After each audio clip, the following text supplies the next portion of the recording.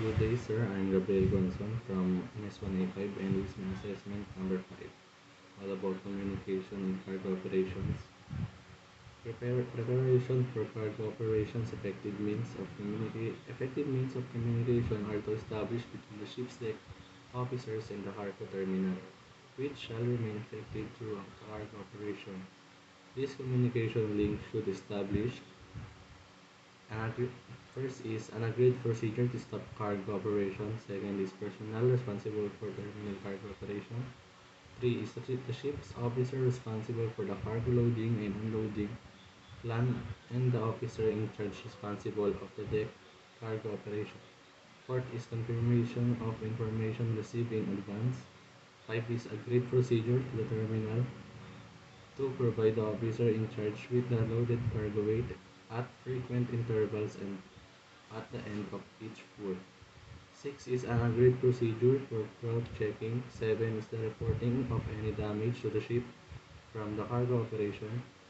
And the ship's officer responsible for the cargo operation plan should submit the proposed loading and unloading plan to the cargo terminal representative at the earliest opportunity to allow sufficient time of any subsequent modification and to enable the terminal to prepare accordingly.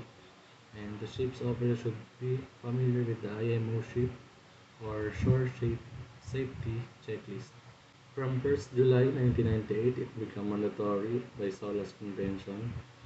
One is the plan and subsequent amendments thereto shall be lodged with the appropriate authority of the port state.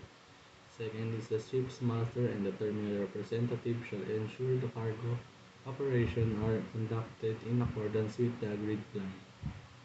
Before commencing cargo operation, the cargo terminal should not commence any cargo operation until the loading and unloading plan and all relevant procedures have been agreed, and the ship's master has, where necessarily, received a certificate of readiness issued by the respective maritime authorities.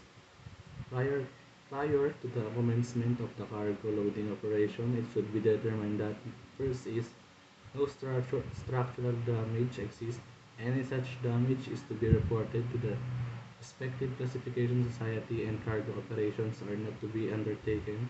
Second is the bilge and ballast system are in satisfactory working condition. And lastly is the lack of effective ship and shore communication. The lack of effective ship and shore communication may increase the risk of inadvertent overloading of the ship's structure. It is important that there is a agreed procedure between the ship's officers and the terminal operators to stop the cargo operation. The communication link established between the ship and terminal should be maintained throughout the cargo operation.